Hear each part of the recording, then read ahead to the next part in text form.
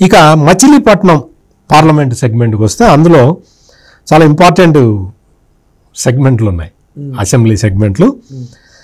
గన్నవరం, మచిలీపట్నం, గుడివాడ, పెడన, అవనిగడ్డ, పెనమలూరు, పామర్రు. ఈ మొత్తం వీటిలో గన్నవరం తెలుగుదేశం స్వీప్ కొడుతున్నది, మచిలీపట్నం తెలుగుదేశం స్వీప్ కనపడుతున్నది. మీకు చాలా ఆశ్చర్యకరమైన విషయం ఏంటంటే గుడివాడలో ఈసారి కొడాలి నాని బిచాణ సర్దుకోవటమే, ఓడిపోబోతున్నాడు.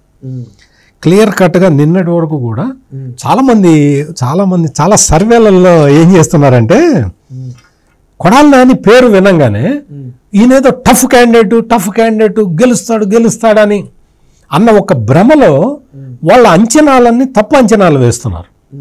నేను సుధాకర్ గారు నేను ఈరోజు చెప్తున్నాను, గుడివాడలో కొడాలి నానినే మైనస్, కొడాలి నానినే మైనస్ ఉంది. కొడాలి నాని అహంకారానికి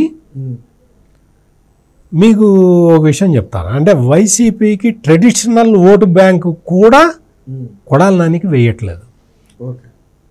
వైసీపీకి కొంత ట్రెడిషనల్ ఓటర్లు ఉన్నారు, కొంత మతపరంగా కానీ కొంత కులపరంగా కానీ, వాళ్ళు కూడా ఇతని మీద వ్యతిరేకతతో ఉన్నారు. అందువల్ల గుడివాడ అంటే అది మొత్తం కీ కాన్స్టిట్యున్సీ, చాలా అందరూ దాన్నే అబ్జర్వ్ చేస్తూ ఉన్నారు. తాజాగా మారిన పరిణామాలతోటి అక్కడ కొడాలి నాని గెలవటం అనేది చాలా కష్టసాధ్యంగా ఉంది. ఇంకా పెడన, అవనిగడ్డ, పెనమలూరు, పామర్రు వీటిలో స్వింగ్ అయితే కనపడుతూ ఉన్నది. మొత్తానికి మచిలీపట్నానికి ఏంటంటే పార్లమెంటు క్యాండిడేట్ మంచి, అతను మొత్తం కాన్స్టిట్యున్సీ మొత్తం కేడర్ని కలుపుకొని పోయే శక్తి ఉన్నది.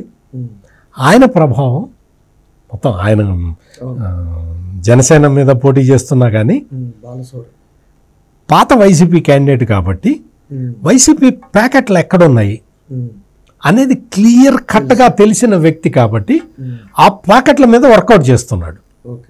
సో ఇది ఏంటి అంటే వైసీపీకి డెంట్ పడబోతున్నది, తెలుగుదేశానికి ఇది అడ్వాంటేజ్ కాబోతుంది, తెలుగుదేశం జనసేనకి.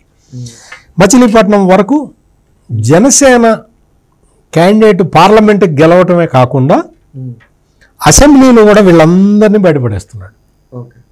ఓటు ట్రాన్స్ఫర్ అనేది 100కి 100% సాధ్యమవుతున్నది మచిలీపట్నం పార్లమెంట్ కాన్స్టిట్యున్సీలో. ఇది